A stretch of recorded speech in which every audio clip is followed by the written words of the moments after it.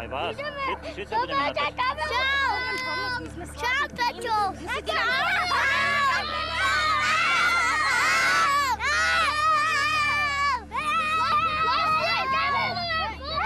Keď som prišiel prvýkrát za týmito deckami, tak sa mi zdali hodne divoké a bolo to drsné. Uvedomil som si, že vlastne tie decká majú ohromný potenciál a je dobré, keby sa tento potenciál v týchto deťoch rozvinul.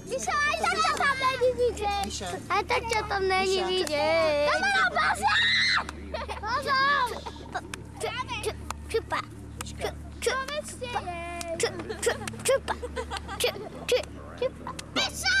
Musíš ísť ďalej, musíš ísť 2 metre od kamery, aby ťa bolo vidno. Budeme ju, ne? Dobre, Míška, výborne a nebude nič, lebo si zakryla objektív.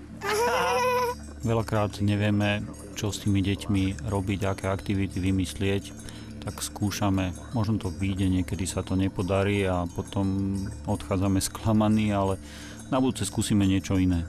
Už sa môžeme hrať? Pačo, podvádzaš s druhou! Ja ju nepodvádzam, ale ty ju podvádzaš. Ja som sa vedela s druhou! Salome, ty si vlastne podvádzaš Salome! Ja ju nepodvádzam, ale ty ju podvádzaš! Ty máš druhá dejka! Ty máš! Ty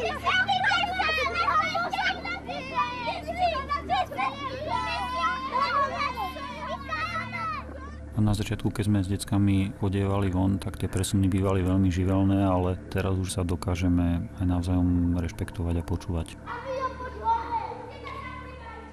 Takže pozdravujem moju babku a aby ma videla a aby každému hovorila, že som bola telke. Ďakujem, dovidenia. Neprajte sa mi tu. A potom ešte by som chcela povedať, aby ma všetci videli. Ďakujem, dovidenia. Táto, čo tu bola, je zabijak! Ty si držíš kameru a ja ťa vediem, dobre? Ne, ale ďalej ne kameru. Dobre. Tieto deti nemôžu pod vplyvom prostredia naplno rozvíjať svoj potenciál, lebo prostredie, v ktorom vyrastajú, ich obmedzuje istým spôsobom. Čo im najviac ubližuje? Možno nevšímavosť. Myslím si, že je veľmi dôležité, aby sme sa týmto deťom venovali a pokračovali v tejto práci. Ono to nie je na 3 týždne ani na pol roka, toto je beh na dlhé trate. Takže zotrváme a ideme ďalej. Verím tomu, že počase sa niekam spolu s deťmi posunieme ďalej.